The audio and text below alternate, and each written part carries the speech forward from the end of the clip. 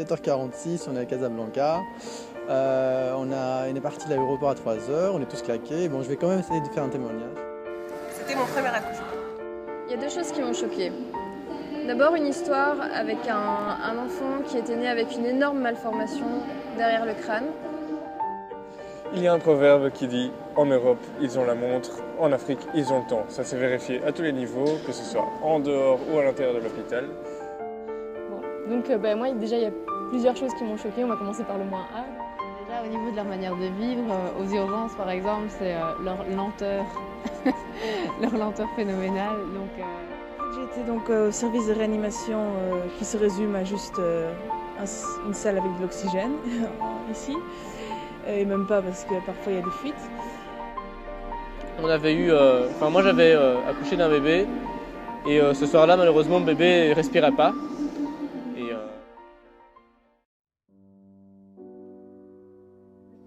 Donc en fait c'est un gynéco qui a pris une décision de césarienne et qui pour cette césarienne a fait une césarienne basse transversale pour un bébé qui était mis transversalement. Donc l'indication de césarienne, on était tous d'accord pour l'indication de césarienne, il fallait que ce soit une césarienne. Maintenant, c'est la seule indication de césarienne longitudinale et pas transversale quand on a un bébé qui est en transverse. Quand même fait une base transversale en disant ouais, non, tout s'est bien passé et tout. Et le lendemain, on a appris que la femme était en choc, tension, je ne sais même plus, elle était à 6,4 ou vraiment pas grand-chose. Donc suspicion d'hémorragie. Là, je me suis dit pourquoi est-ce qu'ils ne réopéreraient pas pour essayer de récupérer l'hémorragie. Et puis le lendemain, au staff, on a appris que cette patiente était décédée. Et ça semblait tout à fait normal, quoi. Ça choque personne. La femme, elle est morte et voilà, c'est tout. De la mère, je sais pas comment expliquer ça, l'impuissance, on se sent vraiment impuissant face à ça. Et on a vraiment l'aile d'enserrer juste à savoir quand ça va se terminer, quand le bébé va enfin pousser son cri et sortir. Et quand il est sorti, moi ça m'a tellement émue que j'ai pleuré. Parce que les patients devaient aller acheter leurs médicaments. On faisait une prescription et c'est de la famille qui devait aller acheter les médicaments et donc s'ils n'avaient pas d'argent, il n'y avait pas de médicaments. Parfois on faisait une épisio et on donnait la prescription pour chercher le kit de suture. On devait attendre, la femme restait 2 heures sur la table avec sa déchirure et elle restait comme ça à saigner et on faisait rien, on attendait le kit épisio et tant qu'il n'arrivait pas, elle restait comme ça, quoi. Ils n'avaient pas les moyens d'acheter, c'était tout un problème parce qu'on n'avait pas de cathéter pour mettre ou on n'avait pas les médicaments à donner, donc voilà. On a été en consultation de gynéco et histoire d'enlever ce polype, il faut d'abord chercher du matériel stérile. On se retrouve avec des écarteurs qui étaient stériles au départ, mais vu l'absence de champ en 2 temps 3 mouvements, tout n'est plus stérile. Donc on se retrouve avec ce polype. Et puis là, comme on n'a pas de boîte d'anapath, on prend ce qui passe par là, c'est-à-dire un gant. On dépose ça sur un bureau. Et puis, comme on a autre chose à faire, on sort du bureau, on laisse le polype là. Puis on croise une sage-femme ou une infirmière. Ah tiens, j'ai laissé un polype en salle de consultation, il faudrait penser à l'apporter au labo pour analyse. Voilà. C'était notre premier jour et ça nous a bien fait sourire. C'est vraiment comme ça que ça fonctionne. Ça fonctionne, mais c'est différent. un peu choquée, c'était cette dame qui avait un Glasgow à 5 et qui était dans son lit sans oxygène, sans respirateur, sans quoi que ce soit, si ce n'est une perf de NaCl. Et personne ne daignait la mettre en réanimation pour la mettre sous monito. La seule chose que les médecins faisaient, c'était changer la perf de NaCl. Quand je demandais à l'infirmière « mais pourquoi est-ce qu'on ne la met pas en réa ?» Elle m'a répondu qu'en fait, il y avait une hiérarchie au Sénégal et qu'il fallait demander au réanimateur en chef. Et comme le réanimateur en chef était en vacances, personne ne pouvait donner l'autorisation. Donc la dame reste dans le lit, comme ça, sans monitoring, en train de mourir. Et, le dernier accouchement que j'ai vu, qui était un accouchement gémellaire, cette femme était en travail depuis 24 heures. Alors en Belgique, on l'aurait déjà envoyée au block-up pour faire une césarienne. Et ici, ils ont laissé faire la chose, ça allait passer. Et aller chercher l'autre jambe, la sage-femme en chef s'est ramenée à vif, elle a foutu sa main. Elle a mis sa main dans le vagin de la femme qui a hurlé, le périnée s'est déchiré tout seul, à une belle grosse ligne. C'était un peu de la boucherie en fait.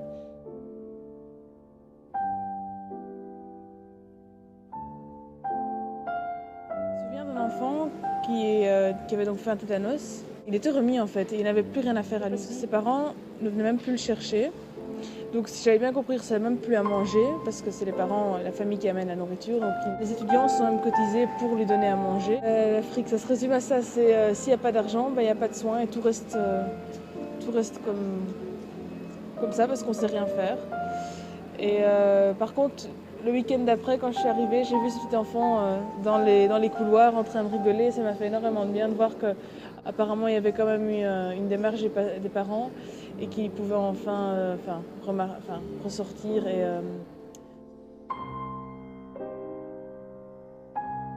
En gynéco, on avait eu, moi j'avais accouché d'un bébé et ce soir-là malheureusement le bébé ne respirait pas. Et donc j'ai couru, ils prennent du temps parce que le bébé sort, puis après il respire pas, il est complètement flasque, il est un peu gris. On arrive et on essaye d'aspirer, ça fonctionne pas. Donc là moi je cours à la néonate, puis quand je suis arrivé à la néonate, ils étaient en train de manger, ils m'ont dit tu n'as pas appelé. Tu dois appeler quand tu amènes un bébé, sinon on ne peut pas le prendre en charge. Ils ont continué à manger, le bébé respirait toujours pas, rythme cardiaque à 0. Je l'ai posé sur la table et ils se sont amenés tout lentement pour essayer de ranimer ce bébé, alors que ce bébé était mort. 10 minutes plus tard, quelqu'un est revenu avec le bébé mort et on l'a pesé et on l'a laissé sur la balance à côté d'une femme qui était en train d'accoucher. Donc ça m'a choqué. Voilà.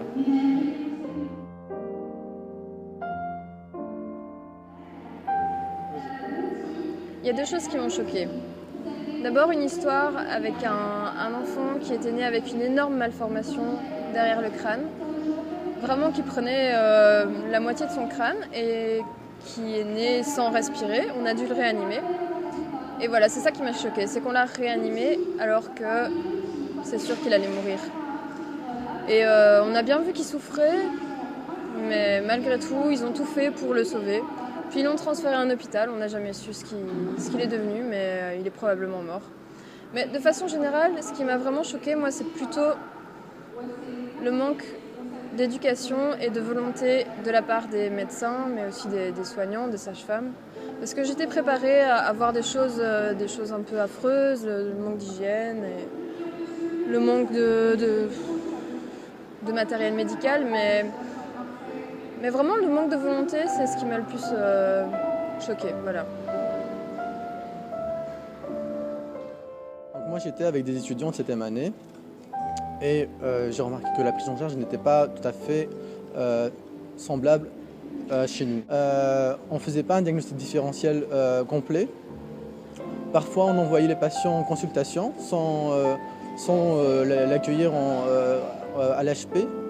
Et c'est ça qui m'a le plus troublé en fait par rapport à la prise en charge du patient. Par rapport aux moyens matériel médical, il y a un manque énorme.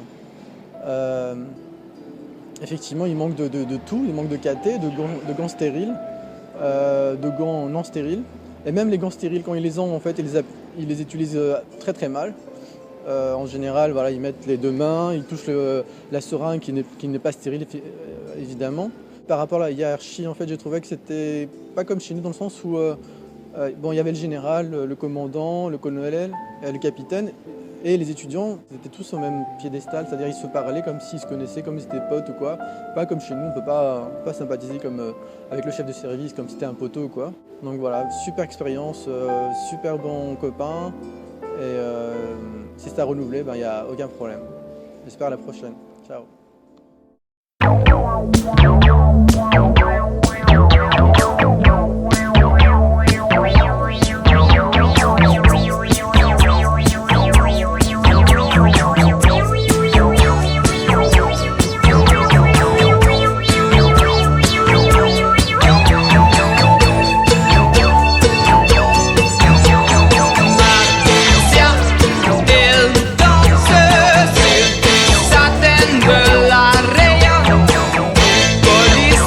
Then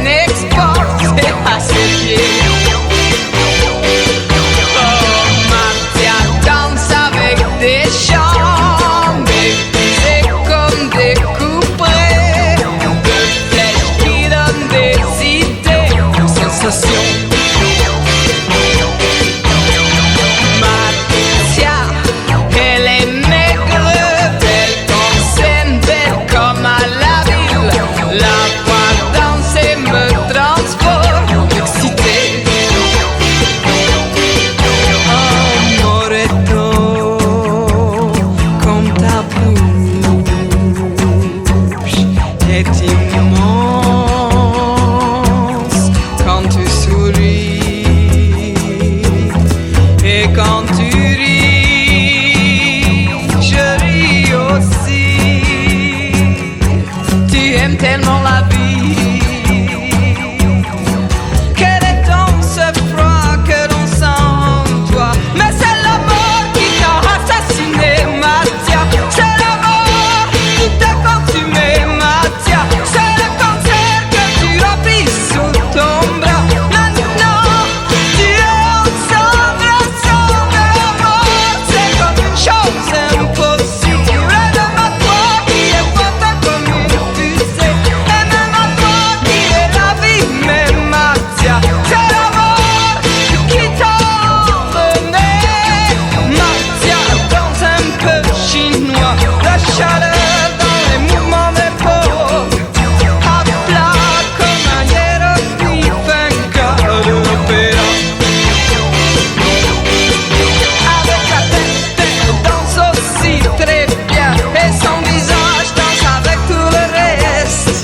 Elle a cherché une nouvelle façon et l'a inventée. Oh, oh, c'est elle, la sauterelle, la sirène en mal d'amour, le danseur dans la planète ou le caton.